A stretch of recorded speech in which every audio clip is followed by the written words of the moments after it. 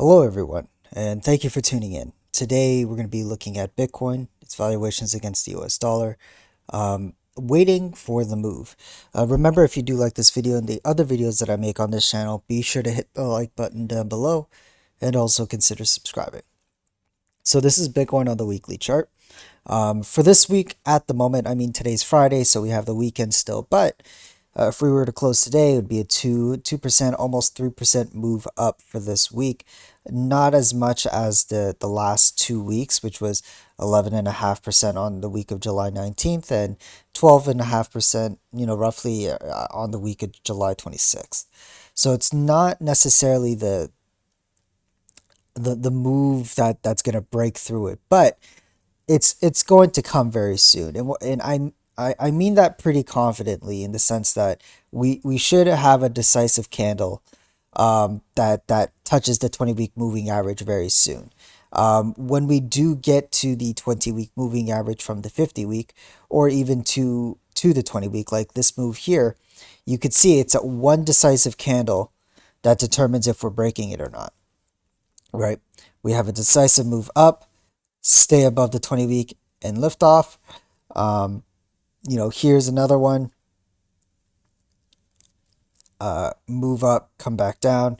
It's not necessarily a decisive candle. This is a decisive candle. This is a decisive candle. All in actuality, we don't necessarily. It's kind of like it's either going to or it isn't, and it's going to happen very quickly. We don't necessarily hang out just under the 20-week moving average very often, right? Like here, for example, is one example where you did hang around the 20-week moving average, but more evidence shows that it's going to be one candle to the 20-week and then either a rejection or a continuation.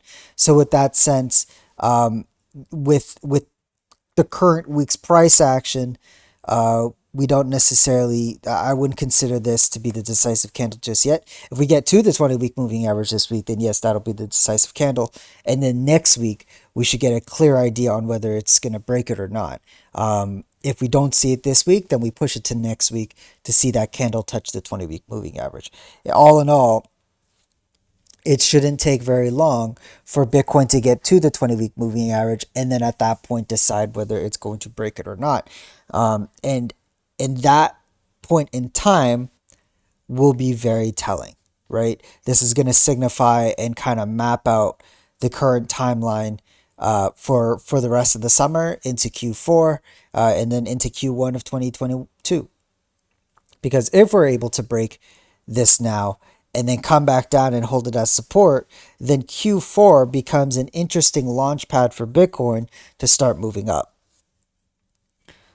If it doesn't, then Q4 becomes kind of the 3 months that Bitcoin will hopefully break above the 20-week moving average, if that makes sense. So Q4 will either be a time where Bitcoin tests the 20-week moving average for the top, and then if it holds, then we move up to higher highs into the following year, or Q4 becomes the time when Bitcoin finally breaks above the 20-week moving average after getting rejected, and then Q1 of 2022 might be the time when Bitcoin tests the 20-week moving average from the other side, from the top.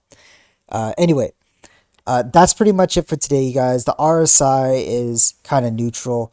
It's still at 52.13. We haven't yet hit the resistance, around here. There we go. So we haven't yet hit that, but it seems like when we do get to the 20-week moving average, that's pretty much where the resistance of the RSI is going to be. So we'll stand by and see when that happens. Until then, I'll see you next time. Take care. Bye bye.